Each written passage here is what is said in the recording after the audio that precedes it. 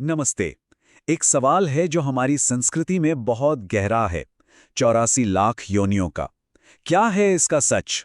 आज हम इसी की पड़ताल करेंगे, लेकिन एक बहुत ही अलग नजरिए से, अष्टावक्र गीता के नजरिए से। 84 लाख ये सिर्फ एक नंबर नहीं है ना। हमारी परंपरा में ये एक बहुत बड़ी एक विशाल संख्या है। ये बताती है कि आत्मा को मोक्ष पाने से पहले इतने सारे जन्मों से, इतने सारे अलग अलग शरीर से गुजरना पड़ता है।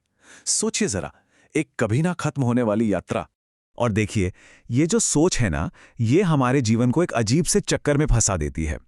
एक तरफ उम्मीद होती है कि अच्छा, अच्छे कर्म करो तो अगला जन्म सुधर जाएगा, और दूसरी तरफ एक डर भी होता है कि कहीं कुछ गलत हो गया तो किसी नीची यूनि में न जाना पड़ जाए।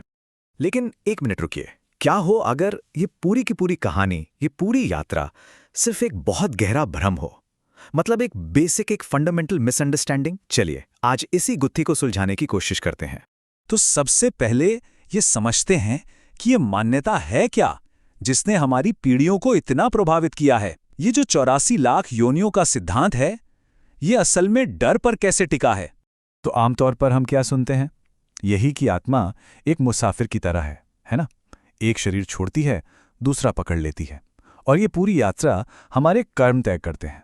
और इसमें भी जो इंसान का जन्म है, उसे तो बहुत ही मुश्किल से मिलने वाली मंजिल माना जाता है, और इसीलिए इसे खोने का डर भी लगा रहता है। मगर कहानी में एक बहुत बड़ा मोड़ आता है अष्टावक्र गीता के साथ। ये एक ऐसा ग्रंथ है जो इस पूरी सोच की, इसकी बुनियाद पर ही एक बहुत तीखा और सीधा सवाल दाग देता है। अष्टावक्र क्या पूछते हैं?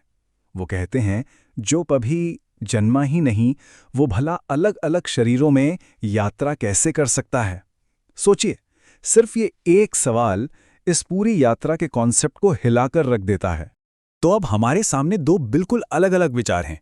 एक तरफ पारंपरिक सोच है जो कहती है कि आत्मा एक यात्री है, एक शरीर से दूसरे शरीर में भटकती है, और दूसरी तरफ है अष्टावक्र का एकदम क्रांतिकारी आइडिया कि आत्मा तो स्थिर है, वो एक साक्षी है, वो कहीं आती जाती ही नहीं।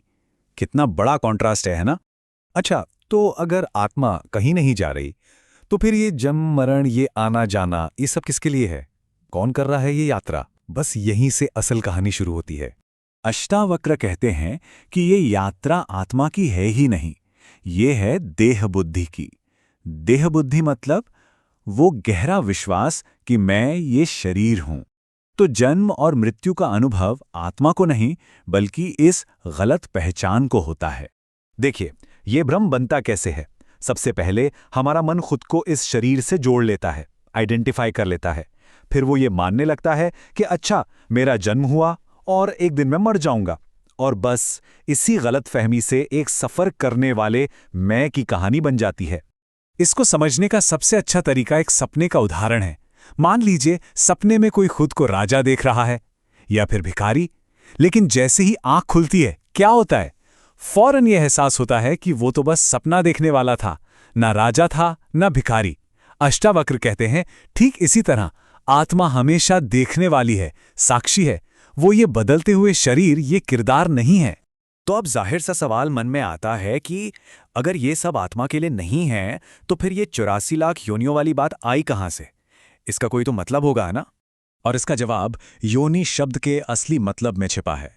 अष्टावक्र के हिसाब से योनि का मतलब सिर्फ एक शरीर में जन्म लेना नहीं है।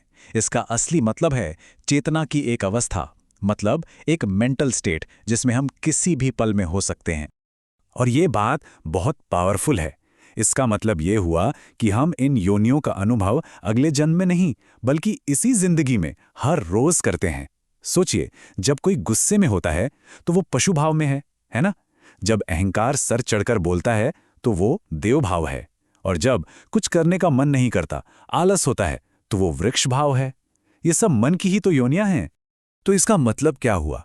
इसका मतलब यह है कि 84 लाख कोई लिटरल काउंटिंग नहीं है, कोई मैथ्स नहीं है। ये एक सिंबल है, ये दिखाने के लिए कि हमारा मन अज्ञान की कितनी अनगिनत अवस्थाओं में भटक सकता है। ये एक संख्या नहीं, एक इशारा है। और ये सारी बातें हमें अष्टावक्र गीता के सबसे बड़े और सच कहूं तो सबसे आजाद कर देने वाले सच की तरफ ले जाती हैं। तो बंधन क्या है? बहुत सिंपल, ये मान लेना कि मैं ये शरीर हूं, मैं ये मन हूं।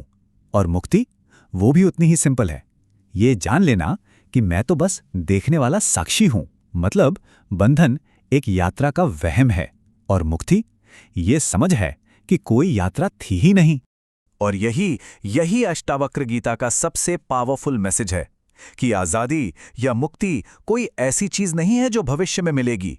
वो कोई डेस्टिनेशन नहीं है, वो तो यही है, इसी पल में। बस अपनी गलत पहचान को छोड़कर सही पहचान को जान लेना है। तो आखिर में हम इस सवाल पर आकर रुकते हैं कि अगर कोई सफर शुरू ही नहीं हुआ तो फिर मंजिल कैसी? शायद मंजिल कहीं पहुंचना ही नहीं है। शायद मंजिल बस ये जान लेना है कि हम तो हमेशा से अपनी जगह पर ही थे।